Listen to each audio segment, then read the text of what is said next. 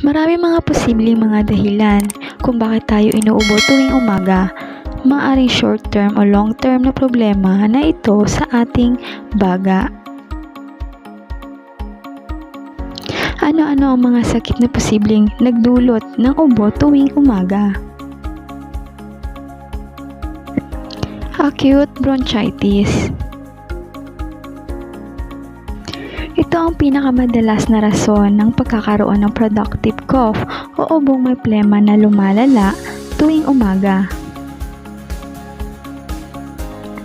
Ang acute bronchitis ay tawag sa pamamaga ng daluyan ng hininga na dulot ng viral infection.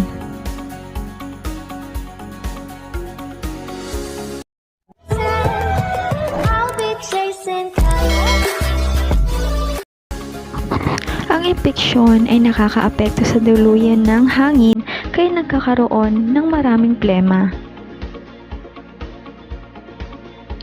May hirap sa paghinga, shortness of breath, pag-aangas na paghinga o wheezing, at sinat. Ang ubong dulot ng acute bronchitis ay nakakahawa at tumatagal ng 7 hanggang 10 araw.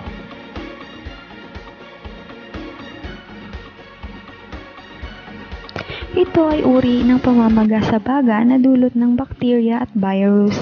Ang mga sintomas ng pneumonia ay lagnat, ubo, at hirap sa paghinga.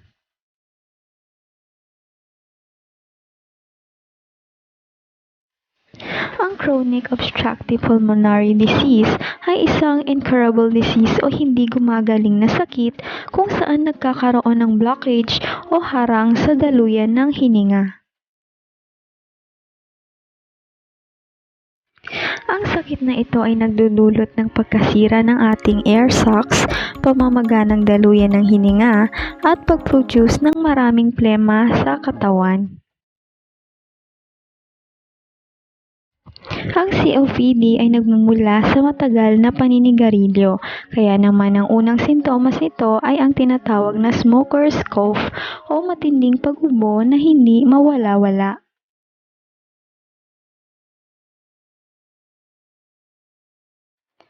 Ang pulmonary edema ay dulot ng naipong fluid sa lungs, tissue at air sacs. Maaring magsimula ang kondisyong ito kapag nagkaroon ng heart failure. Ang heart failure ay isang sakit kung saan nahihirapan ang puso sa pagpump ng sapat na dugo upang masustentuhan ang kinakailangan ng ilang bahagi ng katawan.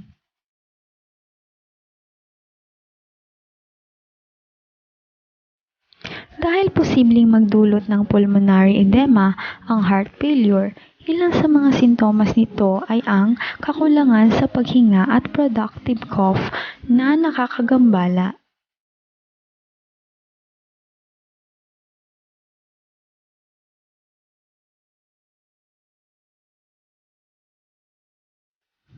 Ang hika ay isang kondisyon kung saan sumisikip at namamaga ang daluyan ng hininga. Ang problema sa hika ay maaari itong pagmulan ng pag-uubo sa umaga.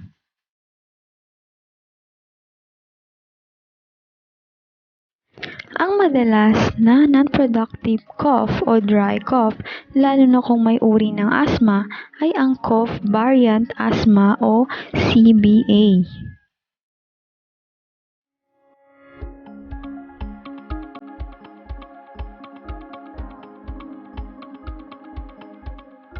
Para naman tuluyang gumaling ang iyong ubo at hindi na maabala mula sa tuwing umaga, siguraduhing magpakonsulta sa doktor para mabigyan ng angkop na gamot tulad ng RightMed Carbocysteine.